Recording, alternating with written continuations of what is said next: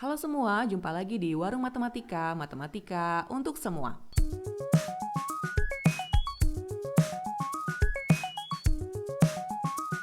Kali ini kita akan mengulas tentang konsep dan contoh soal turunan fungsi trigonometri, bagian pertama. Nah, adik-adik, di kelompok wajib, kita sebelumnya telah mempelajari tentang turunan ya.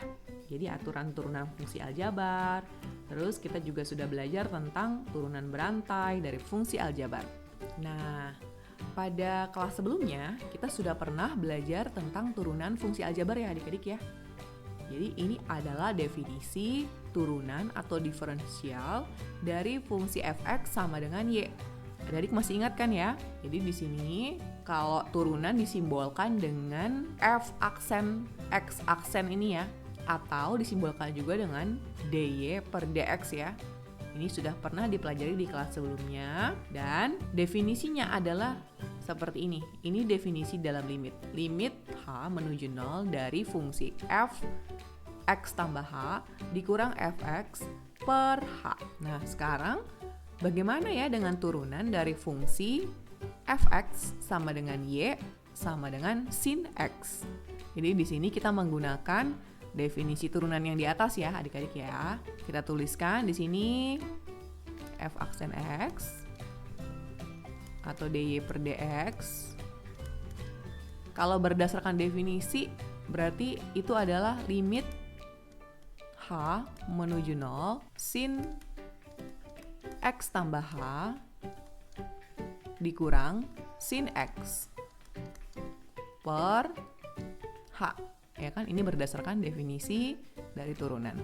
Nah, adik-adik di sini untuk selisih di atas sinus x tambah h kurang sin x, adik-adik bisa menggunakan rumus selisih sinus yang ini ya.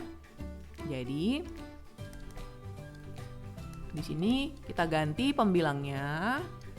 Kalau kita misalkan a itu sebagai x tambah h, ya, kemudian b-nya itu sebagai x. Ya, berarti nanti diisi di sini x tambah h ditambah x ya, seperti ini ya adik-adik ya. Jadi 2 cos setengah kali x tambah h tambah x dikali sin setengah. Berarti di sini dimasukkan lagi ya adik-adik x tambah h dikurang b-nya adalah x. Jadi seperti ini.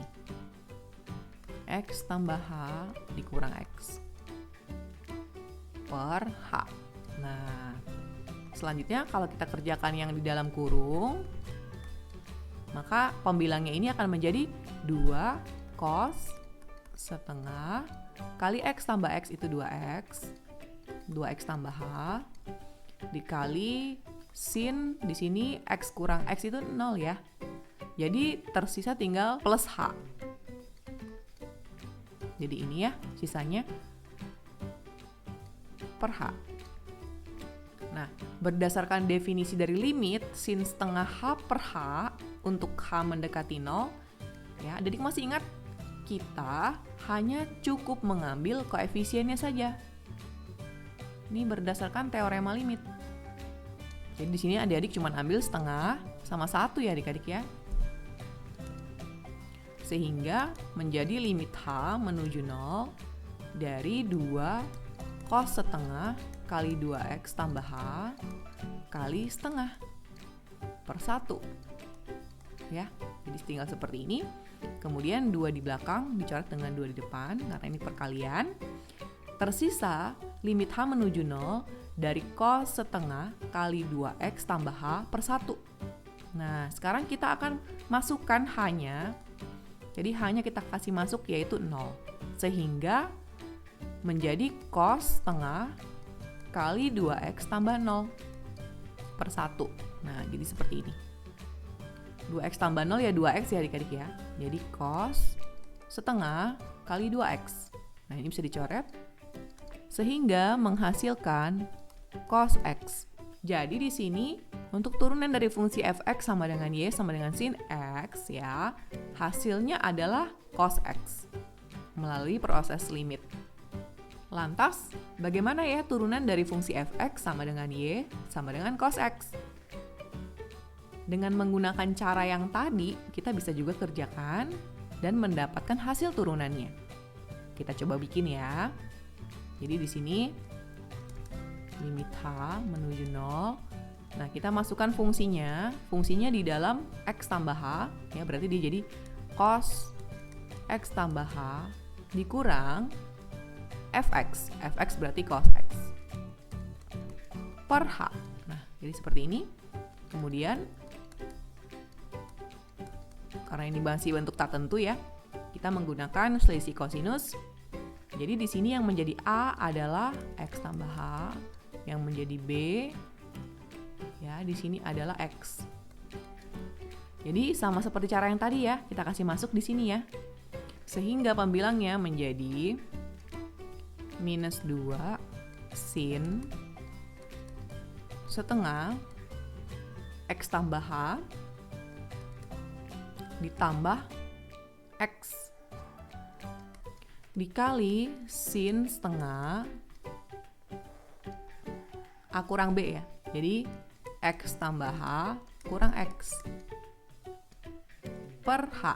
Nah, jadi seperti ini. Kemudian selanjutnya kita akan sederhanakan yang di dalam kurung menjadi X tambah X itu 2X tambah H dikali sin setengah X kurang X itu 0 ya, jadi tinggal H per H. Dengan teorema limit kita dapat mengambil hanya koefisiennya saja ya untuk sin setengah H per H, sehingga bentuknya menjadi seperti ini. Minus 2 kali sin setengah kali 2X tambah H dikali setengah. Ya, jadi sudah hilang sin sama H-nya sama H di bawah. Karena kita menggunakan teorema limit fungsi. Selanjutnya, 2 di depan dengan 2 di belakang dapat dicoret ya. Kalau yang tengah ini ingat ya, ini tidak boleh dicoret dengan 2 di depan. Karena setengah yang ini dia berada di dalam fungsi trigonometri, yaitu fungsi sinus. Tidak boleh dikerjakan dengan angka yang di luar. Sehingga di sini kalau kita masukkan hanya adalah 0 ya. Jadi di sini akan menjadi minus sin setengah kali 2X tambah 0. Tuh, jadi seperti ini adik-adik. Ya, karena setengahnya udah dicoret lalu per 1 ya, nggak ngaruh ya. Kemudian ini sama dengan min setengah kali 2X. Nah, ini bisa dicoret. Ya, kenapa bisa dicoret? Karena ini sama-sama di dalam fungsi trigonometri sinus. Sehingga hasilnya adalah min sin X. Sehingga turunan dari fungsi Fx sama dengan Y sama dengan cos X, ternyata dia adalah negatif sin X. Nah, sekarang bagaimana ya dengan turunan dari fungsi Fx sama dengan Y sama dengan tangen X? Adik-adik, kita tahu bahwa tangen X itu adalah sin X per cos X.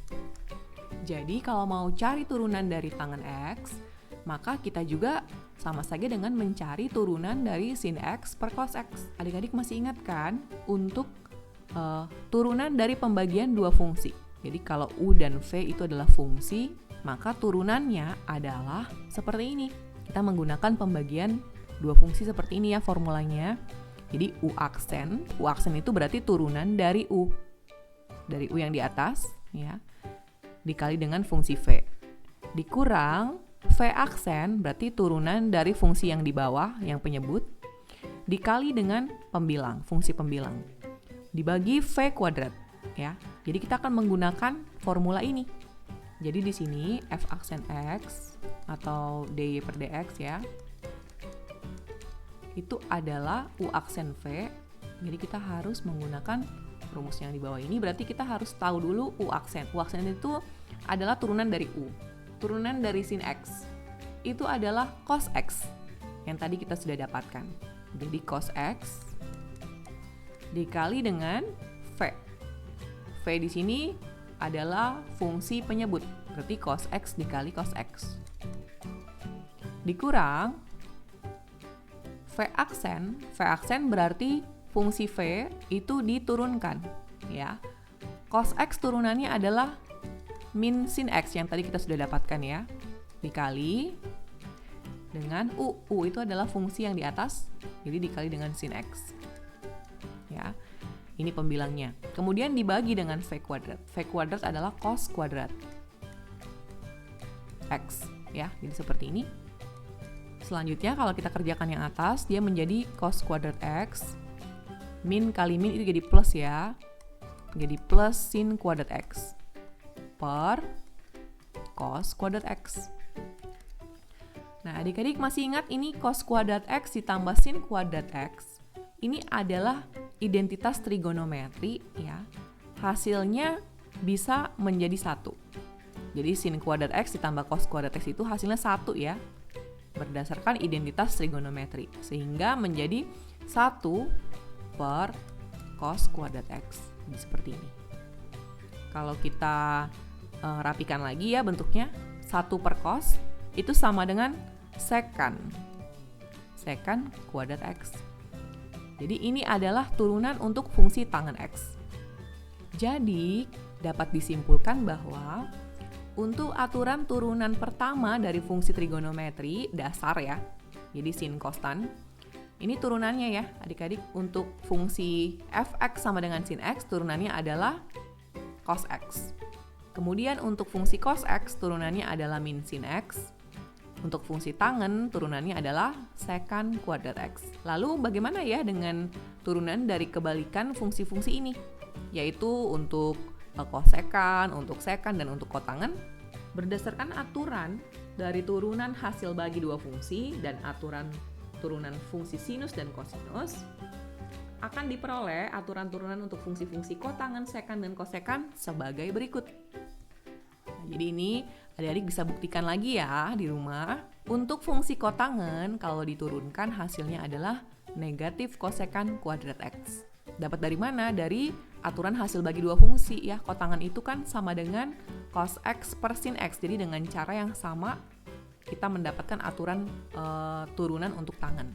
Dan supaya mempermudah, memang ini sebaiknya diingat saja ya adik-adik ya. Kemudian untuk secant itu turunannya adalah secant X dikali tangen X. Untuk kosekan turunannya adalah negatif kosekan X dikali kotangen X. Untuk mempermudah, di sini yang negatif-negatif, adik-adik ingat aja nih yang depannya C. Jadi semua yang depannya C itu turunannya ada negatifnya. Nih kosekan itu negatif. Yang tadi juga cos ya, turunannya adalah negatif sin X. Jadi untuk mempermudah diingat, semua yang depannya C itu turunannya ada negatifnya ya adik-adik. Oke, kita lanjut. Di sini saya sudah menyediakan contoh. Yang pertama, tentukan turunan pertama dari setiap fungsi berikut. Di sini ada fungsi Y sama dengan negatif sin X ditambah tangen X. Nah, untuk fungsi tersebut, kalau kita cari turunan pertamanya, berarti kita mencari Y aksen ya, atau dy per dx ya. dy per dx, kita turunkan setiap suku yang ada. Jadi di sini negatif sin X, kita turunkan sin X-nya. Sin X diturunkan adalah cos X. Sehingga negatif sin X diturunkan menjadi negatif cos X. Jadi negatif ini berasal dari negatif di soal ya, bukan berasal dari turunan sinus. Kemudian untuk tangen diturunkan adalah secant kuadrat X. Jadi ini adalah hasil turunannya adik-adik. Negatif cos X ditambah secant kuadrat X. Yang berikut, untuk fungsi Y sama dengan cos X kurang 2 sin X ditambah 8X pangkat 3. Nah, kalau untuk fungsi yang B ini adalah fungsi yang mengandung trigonometri dan juga ada fungsi aljabarnya 8X pangkat 3. Ya, jadi kita kerjakan nanti ini sesuai dengan turunan dari fungsi aljabar. Kalau yang depan kita menggunakan aturan untuk fungsi trigonometri, ya. Cos X diturunkan itu tadi hasilnya adalah negatif sin X. Ingat ya, depannya C berarti negatif ya. Kemudian dikurang 2 sin X. Dikurang 2 sin X, dia menjadi cos X. Ya, jadi di sini yang diturunkan adalah sin X-nya saja. Untuk koefisiennya sih ikut aja ya, jadi minus 2. Ya, di sini yang berubah hanya sin X. Sekarang 8X pangkat 3, adik-adik harus ingat kembali ya aturan turunan dari fungsi aljabar. Jadi 3 diturunkan ke depan, lalu dikalikan dengan 8, sehingga menjadi 24X pangkat 3 kurang 1. Ini pangkat 2. Nah, inilah turunan dari fungsi Y yang di soal B ini. Nah, sekarang nomor 2. Hitunglah F aksen pi per 4 untuk fungsi f theta sama dengan 2 kosekan theta ditambah sekan theta. Kalau ada seperti ini, artinya adik-adik harus cari turunannya. Kemudian turunannya kalau sudah didapat, tetanya diganti dengan pi per 4. Lalu nanti mendapatkan nilai. Jadi di sini pertama-tama kita cari dulu f aksen theta. Ya adik-adik ya. F aksen theta itu adalah turunan dari masing-masing fungsi ini. 2 kosekan theta. Nah, 2 ini koefisien tetap ya. Jadi 2 kosekan theta itu diturunkan menjadi minus kosekan theta dikali kotangen theta. Ya. Kemudian ditambah sekan theta itu diturunkan hasilnya sekan theta dikali tangen theta. Jadi untuk mempercepat, adik-adik sebaiknya ingat saja ya turunannya. Kalau dirapikan dia menjadi minus 2 kosekan theta dikali kotangen theta ditambah sekan theta dikali tangen theta. Jadi di sini theta itu perannya sama kayak X ya. Sekarang kita isi dengan pi per 4. Jadi F aksen pi per 4, kita masukkan ya pi per 4-nya ya.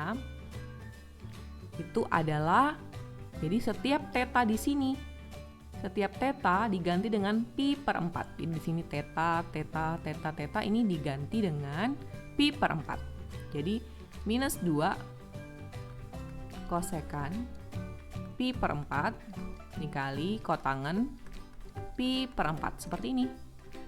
Ditambah sekan pi per 4 dikali tangen pi per 4. Ya. Jadi semua tetanya diganti dengan pi per 4. Nah, sampai di sini untuk kosekan pi per 4 ya, kosekan itu sama saja dengan 1 per sin. Jadi 1 per sin pi per 4. Ya.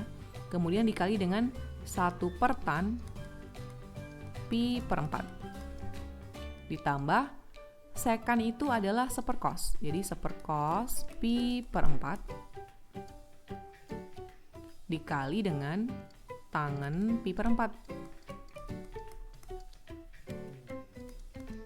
Nah, masih ingat adik-adik sin pi per 4 itu adalah setengah akar 2 ya.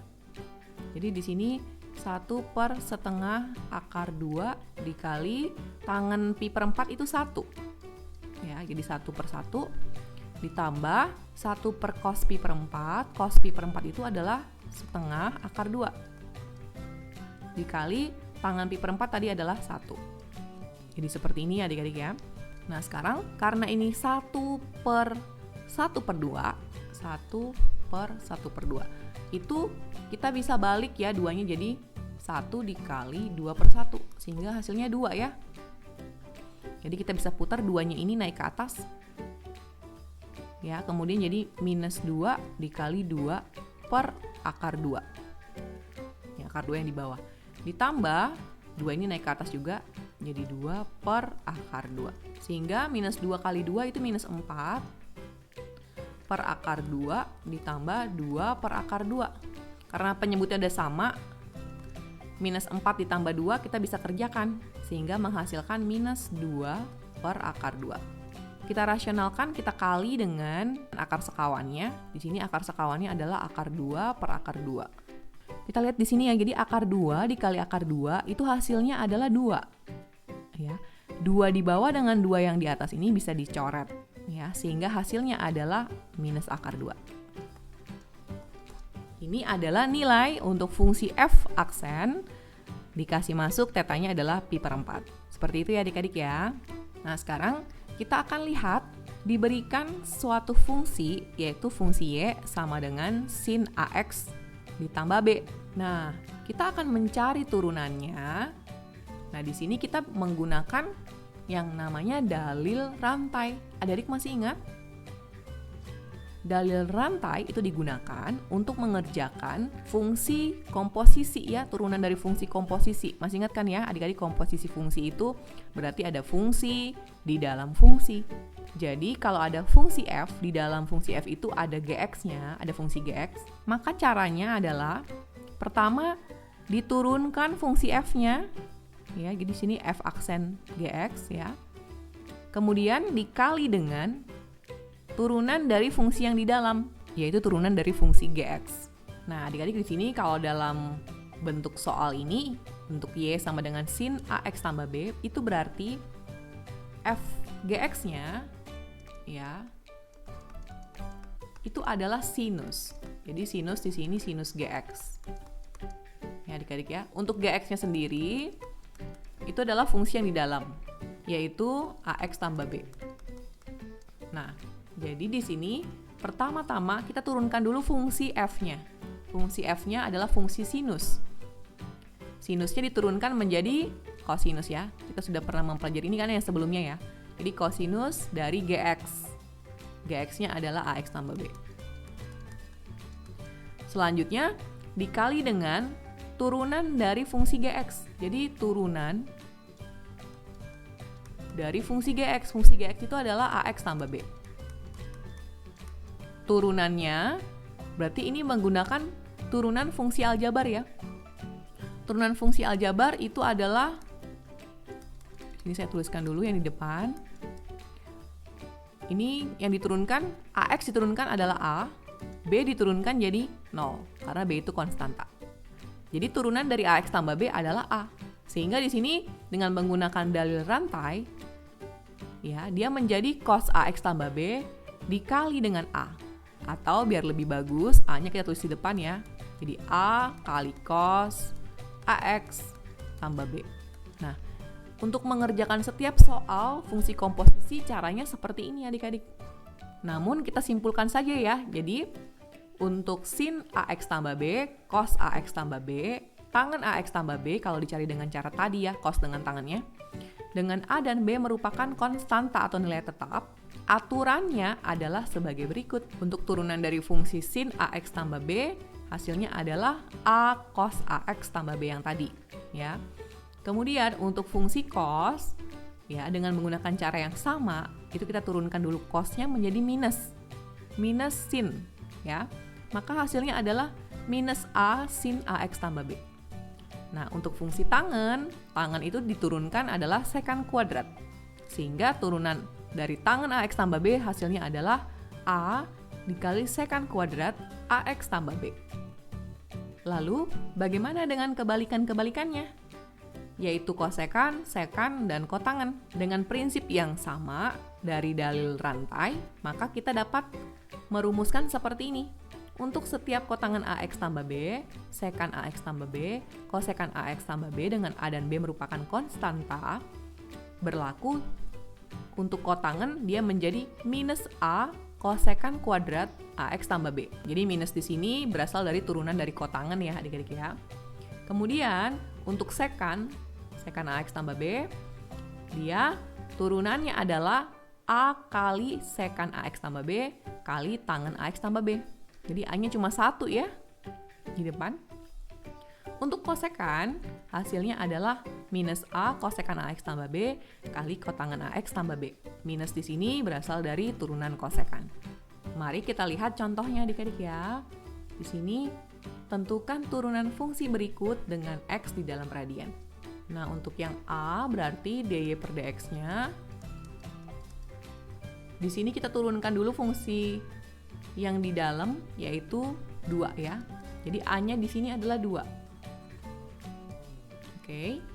Dikali dengan turunan sinus. Turunan sinus itu adalah kosinus. Kosinus 2x kurang 1. Nah, inilah turunannya adik-adik. Mudah kan ya? Sekarang yang B, kosinus 5x kalau diturunkan, ya dia menjadi Ini jangan bingung ya adik-adik, ini berarti dia B-nya itu 0, sehingga menjadi 5X saja. Jadi di sini A-nya 5, B-nya itu 0, ya. Kita turunkan menjadi 5. Kosinus sendiri diturunkan menjadi negatif sinus. Negatif sinus 5X. Ya, seperti ini, atau negatif 5 kali sin 5X. Adik-adik ingat ya, intinya sudut di dalam fungsi trigonometri tidak berubah. Seperti yang A di sini 2x min 1, dia akan tetap 2x min 1. Kemudian di sini 5x, dia akan tetap menjadi 5x. Jadi yang diturunkan hanya fungsi yang di dalam dikalikan dengan fungsi yang di luar, turunannya. Kita lihat contoh berikut. Y sama dengan 2 dikali tangen 1 kurang 3x.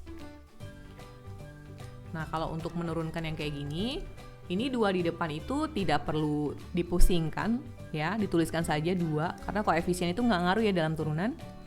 Kemudian, di sini fungsi yang di dalam adalah 1 kurang 3x. Adik-adik, kalau posisinya seperti ini, itu berarti yang menjadi A adalah negatif 3. Kenapa begitu? Kenapa bukan 1 ya A-nya adik-adik? Di sini kita lihat A itu adalah koefisien atau konstanta dari X ya. Nah, di sini kan dia bentuknya dibalik. Jadi X-nya yang di belakang, sehingga yang menjadi A adalah minus 3, bukan 1. Jadi di sini hasilnya kita tuliskan di sini minus 3.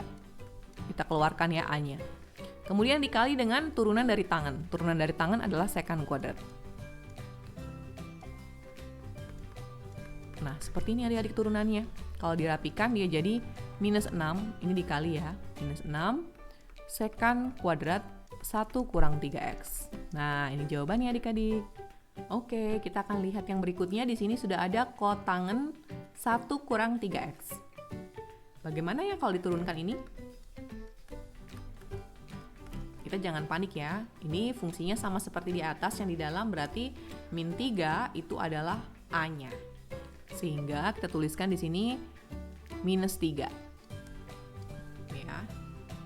Dikali dengan turunan dari kotangen itu adalah minus kosekant kuadrat.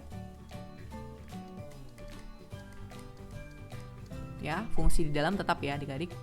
Nah, ini karena minus dikali minus, ya, itu hasilnya adalah positif. Jadi positif 3 kali kosekant kuadrat dari 1 kurang 3x. Ini jawabannya adik-adik. Contoh selanjutnya, Y sama dengan 4 kali sekant setengah X. Untuk bagian yang E, ini kalau kita kerjakan, ini 4-nya kita tuliskan biasa ya, 4. Karena dia koefisien gak ngaruh dalam turunan ya. Kemudian kita ambil di sini A-nya.